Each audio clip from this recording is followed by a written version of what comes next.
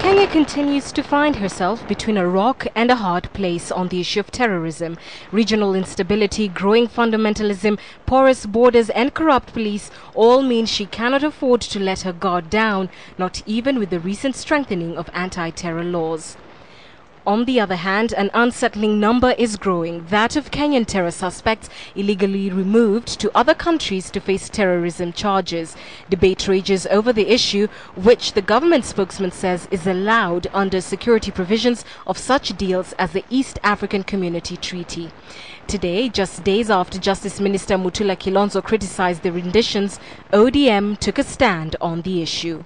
Kenya has been a victim of terrorist acts in the past. We strongly condemn the terrorist acts that occurred in Kampala, Uganda recently.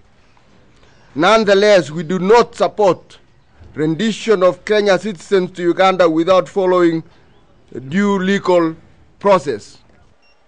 At a separate forum, rights activists and lawyers concurred. Mimi ndio nilimshika huyu jamaa nje ya sheria, mimi ndio nikampeleka. You know why they do this? Because of impunity. They believe nothing will happen.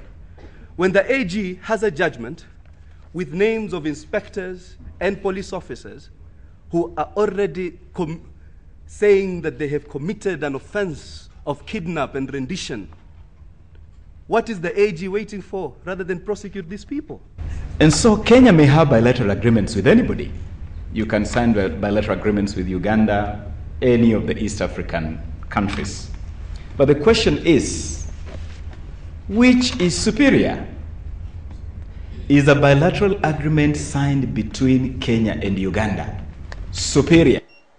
Even as the debate rages, forced removals continue, the latest involving a German national suspected of traveling to the region on a suicide mission. Police headquarters had circulated photographs of the suspect, 23-year-old Sascha Alessadro Bottcher, who entered Kenya on September 22nd. He was arrested in Mtwapa area where he had rented a residential house for business.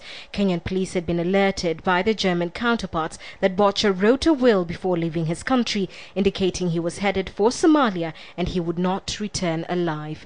With Somalia still in crisis, the international fight against terror will continue to play out in Kenya.